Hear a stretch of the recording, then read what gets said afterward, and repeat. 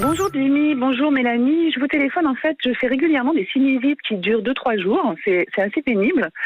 J'ai pas vraiment consulté encore parce que c'est pas vraiment méchant, mais est-ce que ça vaut le coup, selon vous, d'aller voir un médecin pour ça, histoire d'éviter que ça revienne, en fait? Merci.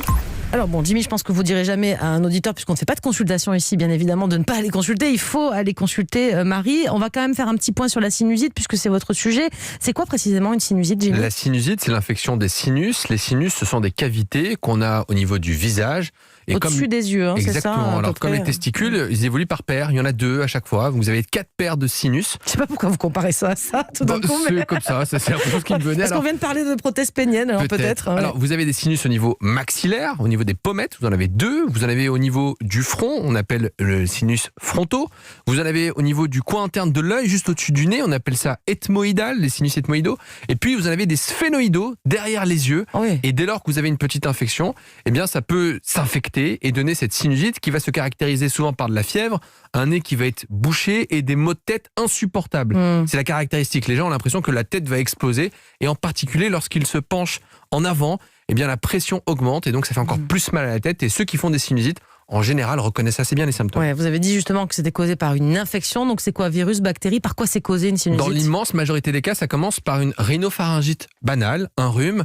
Assez rare chez l'enfant puisque les sinus n'apparaissent pas dès la naissance. On en a quelques-uns, on appelle les ethmoïdaux dans les premiers mois de la vie, mais au niveau du front et au niveau des maxillaires, c'est pas avant 4-5 ans.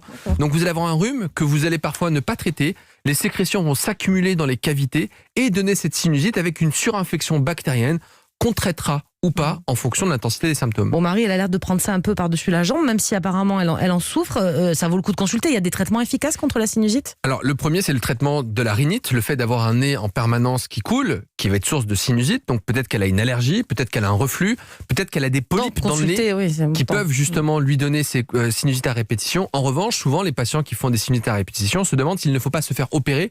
Or, l'intervention sur les sinus marche moyennement. Le taux de satisfaction est assez faible. Chez certains, ça peut aider, mais souvent, il y a des récidives et quelques mois, quelques années après, eh bien, on se retrouve dans la même galère. Donc, la seule chose à faire, si jamais vous avez le nez encombré, eh bien, c'est de le laver. Ou d'acheter des physiologiques eau de mer, tout ça. C'est valable chez les enfants, chez les adultes, car vous risquez une otite. Et puis, il existe des poires de lavement qu'on appelle Rhino-Horn, qui existent sur les ventes de plateformes en ligne ou en pharmacie.